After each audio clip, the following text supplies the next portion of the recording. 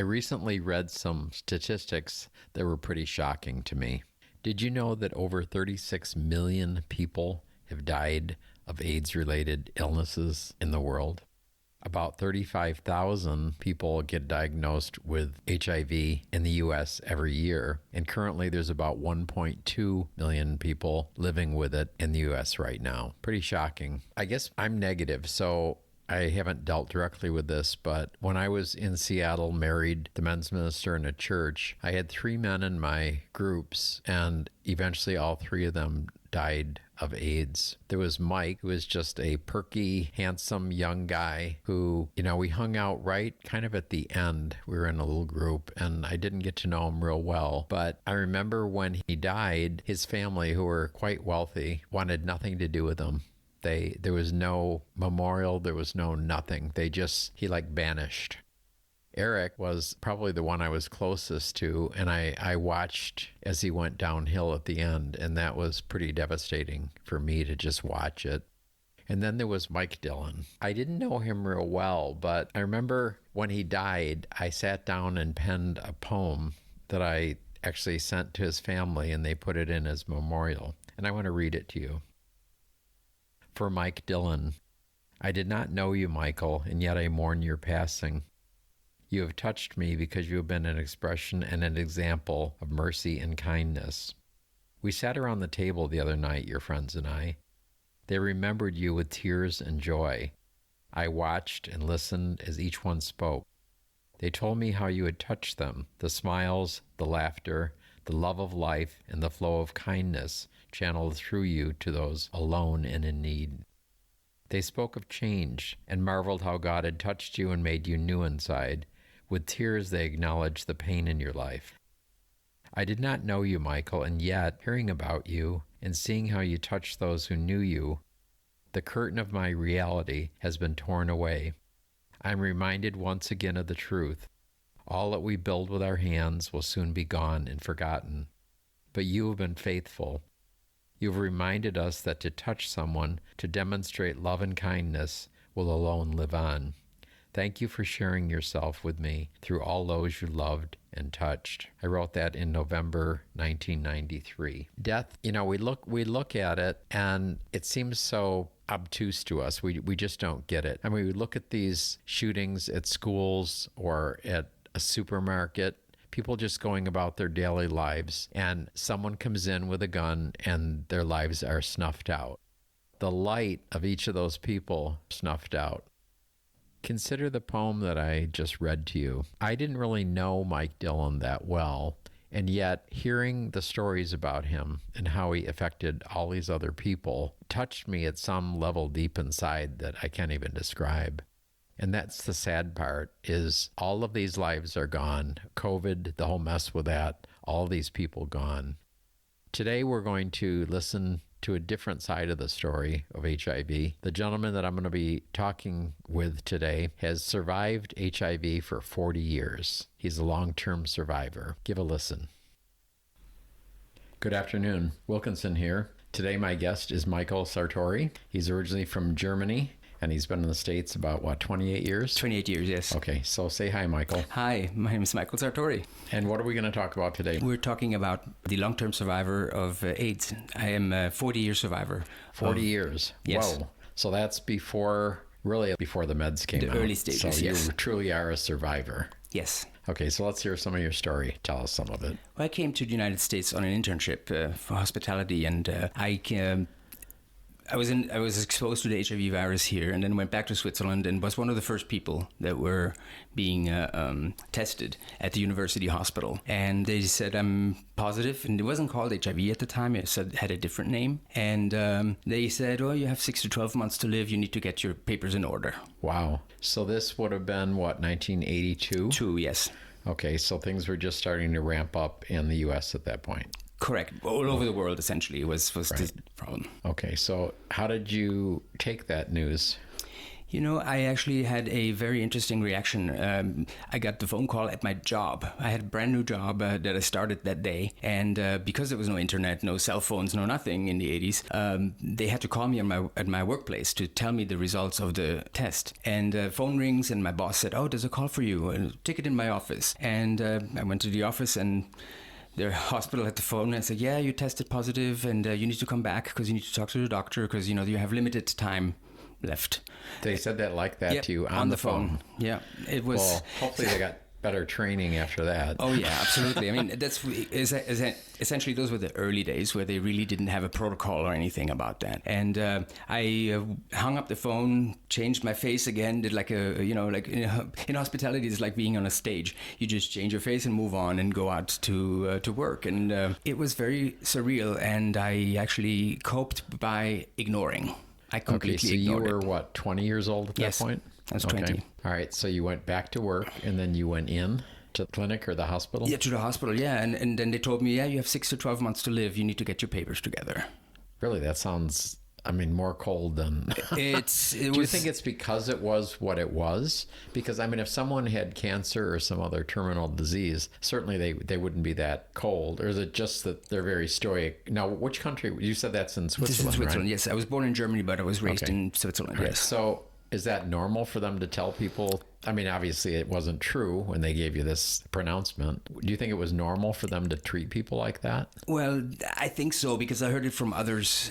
I've heard from others the same script that they heard. "Oh yeah, you only have 6 to 12 months to live. You get your papers together." And that's kind of, yeah. Wow. So like they tell you that and then, okay, goodbye, next. Nice. Well, no, I did see the doctor, and then he said, "Well, there's not very much we can do." And at the time, I don't even think AZT was available, but that's were the first drugs that they gave us. But so at that point, were they even saying it was HIV? I'm confused here. It was called HTLV4, I believe. But they knew that it typically would be killing people. Yes, they knew it Okay. was terminal.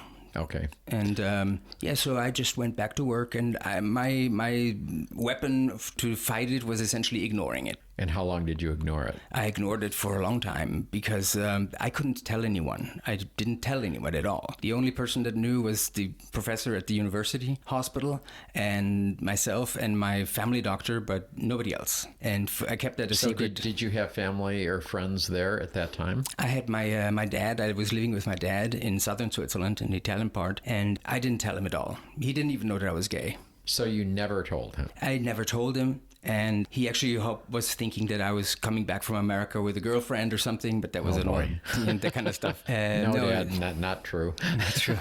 So I until I came to the United States in 1994, later on, that's when I started coming out as being a person living with HIV. So it was pretty much a miracle that you actually lasted all those years then. Miracle. So 12 years and you weren't doing anything about it. Correct. There was nothing to do, honestly. There was no other option other than taking the AZT and some of the medications, because the protease inhibitors didn't come until 1996. So 2 years me being into the United States, that's when I finally was able to take medication that we are familiar with today. Right.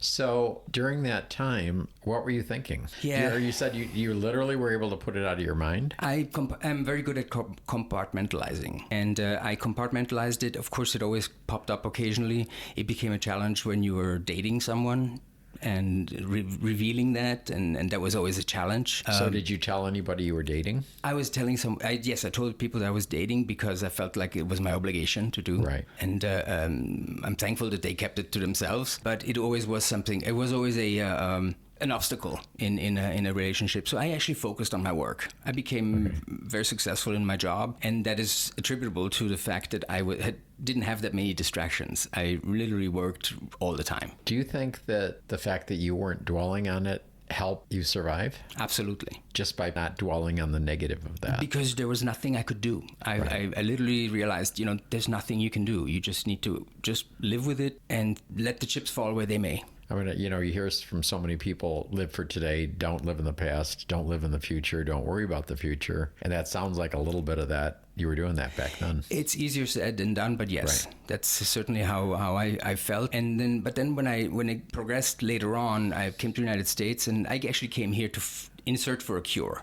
Yes, certainly professionally I came here also, but my main idea was to come to a big city, Washington, D.C., New York, L.A. or San Francisco, where the specialists in this field would be. And I felt that was my only solution, was to be there where the medical services are to help people like me. And so the fact that you thought about that and came here for that reason means that you were starting to think about it then. At yes, that of point. course. I mean, towards the, I had other family issues that caused me to then decide to leave Switzerland, because I was disowned by my dad when he found out. He found out I was gay. Found out you were gay? And ultimately, he found out that I was gay. How did that happen? Just as an aside here. Coincidentally, I very coincidentally, I had a picture of a guy that I was dating in Zurich in my wallet, and I opened my wallet and it fell out. And he's like, "Who's that?" That's how it kind of started. So what did you tell him? That I was seeing this person. I can't lie. I'm a very bad liar. So you realized you were coming out to him at that point. I was coming out to him, and the next day he summoned me, and my stepmother told me, hey, he's going to tell you stuff, and don't be alarmed. So he just essentially disowned me the next day. Said and your stepmother said, "Don't be alarmed at that." Don't be alarmed. Yeah, she didn't think it would go that far. Detail. Yeah. She didn't think it would go that far. So I just decided to myself then, you know what am I going to do here? There's no reason for me to stay here, so I decided to move to the United States. And did you have further contact with them after that? My dad died a while back, so no. I actually didn't really connect with him at all anymore, because he was so adamant about not having me in his life that I just decided, it's sad. It's sad because we could have had a great time together, I think. How did you feel about him before he did that to you? What was the relationship? I loved my dad. I thought he was a great guy, and he was, he was an escapee from East Germany when Russia invaded Germany, and a lot of stories he told me, and he's a history buff, and so am I now, and so I learned a lot from him, and I felt, my parents divorced when I was 12, so I really lived with my dad. He got custody, and so I lived with him as a bachelor, in a bachelor pad, if you want to call it that way. So it was a great time, and we ran hotels and restaurants and stuff, and so I was always working at home anyway. So we were always together, and then I was really sad when that happened, the separation, but I had to move on. And you said he was in the hotel business? Yes. It seems like on our first conversation a few weeks ago, you were talking about going to a different location. Am I mixing your stories up here? Or? No, I did my chef's apprenticeship in Davos, Switzerland. So I left home at age 17. Okay. And went to Davos, Switzerland, and became a chef's apprentice, which takes 3 years. And this was the first time I was away from home. Mm-hmm. And I then went to Zurich to work in Zurich, but then I went to the United States, did my internship, and that's when I came back, and then I was tested positive. And am I imagining that, or did you work at a separate business of his? Or separate business afterwards, yes. Okay, so he sent you there. Well, I found my own job. Okay, yeah. All right, so it wasn't one of his businesses. No. Our business was in southern Switzerland, and this was in eastern Switzerland. All right, I was crossing wires. The general manager was a friend of his, so I did get a little bit of an in to get that apprenticeship position. Okay, so was there anything else momentous that happened during that interim when you found out and you came to the U.S.? Not really. I mean, the one thing that happened before I came to the United States, I became general manager of a leading hotel in Switzerland. And I remember very vividly that we had a sister hotel. This is from another company. Okay. We had a sister hotel that had a general manager that had just died of AIDS. Mm. And I was so shocked when I heard that, because I knew I was HIV positive, but my boss didn't know. My boss told me that this guy in this other location had died of AIDS. And it was really shocking for me, because here I'm thinking, oh gosh, now he's going to have another one that's going to die of AIDS. How is he going to feel about that? Right. So that might have snapped you into thinking about it instead of what you said earlier, not thinking about it. Correct. Yeah. Towards the end, I definitely. Do you think that was a turning point? Yes. Okay. The 5 years that I worked as a GM in that leading hotel, I definitely had a turning point where I decided I need to go find a cure. Okay. I need to go and change my life, and I need to just be in a different environment. So you packed up and came to the U.S. Yes, I went to New York first. I was going to say, where'd you land? Yes. So in New York City. Mm-hmm. Okay, how long did you stay there? Actually, I was in Long Island and in Great Neck for 1 year. I helped open a hotel there, and then my boss transferred me to Los Angeles, and I was in charge of relaunching a hotel there as well. Okay, and so how long were you in LA? 25 years. Working for that company, or did you move around? No, I moved around, but then I did get sick. I did have HIV encephalopathy, which is where you start losing memory. That was very shocking for me because essentially the disease started eating at me. And that's when I then got in touch with the psychiatrist who was specialized in researching this disease and how to stop this disease. And thanks to him and thanks to the research that he was making, I was able to halt the progression of HIV in my brain. Did he give you were they experimenting with drugs or what? Yes, they were experimenting with drugs, actually existing drugs that they added to the regimen of HIV, which then allowed the blood-brain barrier to be penetrated, and then HIV medication would stop the progression of HIV. Okay, and you were how old at that point? 34. So 34. And then at one point, were you taking enough meds, the new meds, obviously they've changed over the years, where you felt comfortable and that, okay, I can survive with this? Probably, I want to say about 10 years. 10 years into it? 10 years into it, so 1996, 2006, 2008, so I felt more comfortable that, this is going to be a chronic disease or manageable disease, like they were calling it. Still, it was always very scary because you did see people die left and right, still. For your friends, and so that was actually what I was going to get to. So Switzerland, you heard about the other manager that died, and that kind of freaked you out and pushed you on your way to New York. So did you have a lot of friends in New York and LA, gay friends? I had a relatively good friends, not a few, but good friends. And were they HIV positive? Some of them were, yes. And did they survive? And they survived. They did? Yes. I wasn't expecting that answer. Yes, they all did. They all did. And I'm great. Thankful for that, yes. Yes. I'm still in touch with many of them today. So they're long-term survivors as well. We are actually quite a large group, surprisingly. I thought I was one of the few survivors. I didn't know that there were so many long-term survivors until I really researched a little bit more, and I found out that there's this group in San Francisco that is specifically for long-term survivors, and they even have a Palm Springs subsidiary. Oh, really? What's the name of that group? It's called Let's Kick Ass. Let's Kick Ass. Okay. ASS means AIDS. Survivor syndrome. Surviving is also a problem. Surviving a disease like this, does a lot of things with your mind. Right. You start thinking about, people you lost, people that, didn't make it, and you have survival guilt and certain things like that. But you said your friends all made it, so you were in touch with people who didn't make it at some point then. Oh yeah, I did know some, but I wasn't too close. I wasn't as close with them. Close group. Correct. Yes. Okay, but you did see them die. Yes. How did that affect you? It was scary because it kind of, every time you had someone, it felt like you're losing someone, and then a piece of me would Right, you're getting closer. Yeah. Inching closer to the. Yeah, I thought about that. I mean, when you're a kid, you've got your father, your grandfather, and then your grandfather dies, and then your father dies, and you're heading to the precipice yourself. So kind of probably a little bit like that. Sadly, it's repeating now. It's repeating now because now we all are in our 60s, and even the long-term survivors. We've been taking meds since they exist, and so you never know how your body reacts to so many years of medication. Your liver, there's many things, and we now actually die of regular diseases that everybody else has, but we die, and so this whole cycle of people dying around you is resuming now, and that's kind of sad.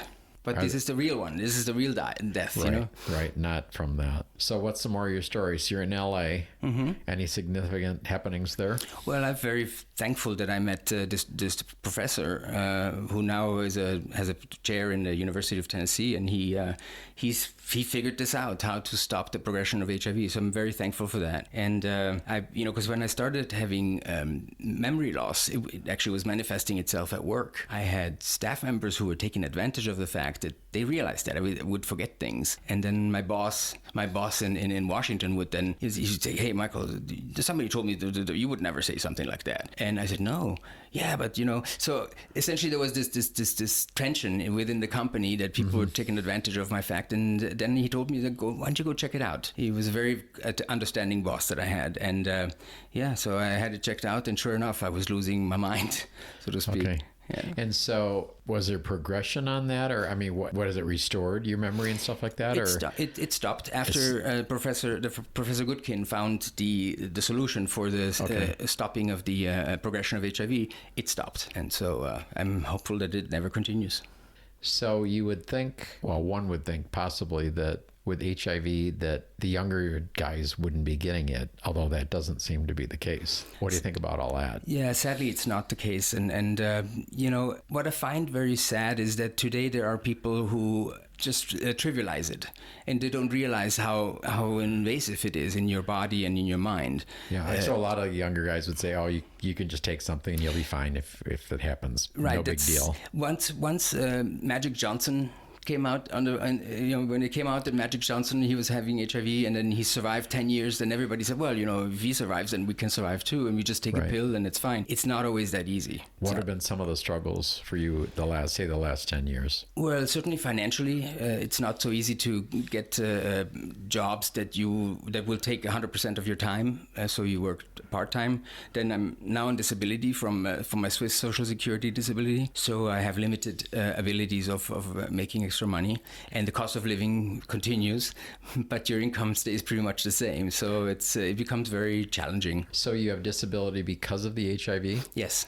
When I was diagnosed HIV encephalopathy, they essentially didn't even ask me too many questions. I immediately qualified, because at the time it was known that was one of the two ways that people with AIDS HIV would die. It's either you'd had Kaposi sarcoma or any skin cancers, or you ended up having encephalopathy and then lose your memory. And that was very sad, because I had a couple of friends in Switzerland who died that way, and so I knew what was coming my way. So it was very sad. Do they maybe you don't know the answer to this, but do they put guys on disability today over there in Switzerland? I don't think... have they changed the tune? The protocol has certainly changed, and I think it has changed here in the United States too, because it is a manageable disease, quote unquote. Okay. So in Switzerland, I'm sure it's handled the same way. The laws are pretty similar here and there. At the time in Switzerland, it was much more liberal in assigning Social Security disability, no matter if I live in the United States or elsewhere, because they had an agreement between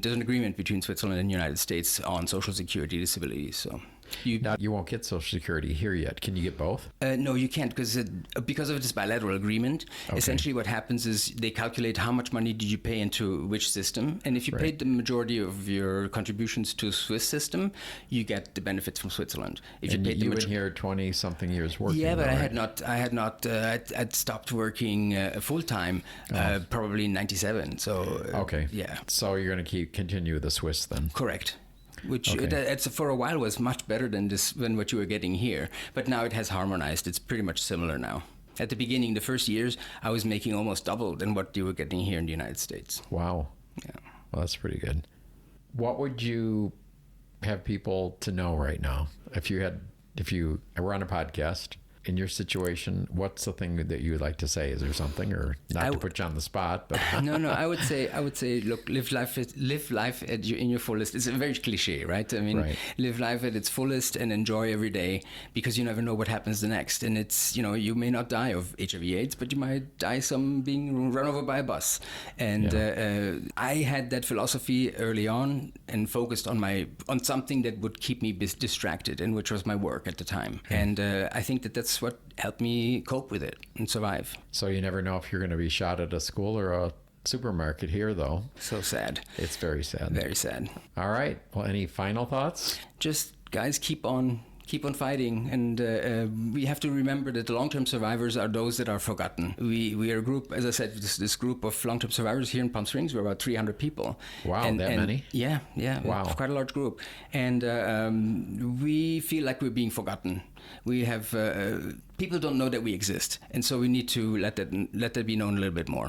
Well, this maybe will help a little bit. I think so, it will. What else could you do? What else? That's right. Always putting you on the spot, right? No, that's kind of what it is. Let be out. I don't want to be hidden anymore. I want to make sure that people know that I'm HIV positive, that I'm a long-term survivor, and I will never hide it anymore, because I feel that being out and being clear about what your situation is much better than hiding from it, because that educates people. And when I do meet people and tell them about it, very many people are very surprised. They don't know that there's people that survived HIV so long. Well, I'm sure some of the younger gay guys, this will be an interesting story. I think so too. And they can hear the details on it. I think so too. I appreciate you coming in. My pleasure. Thank you very much. Thank you so much.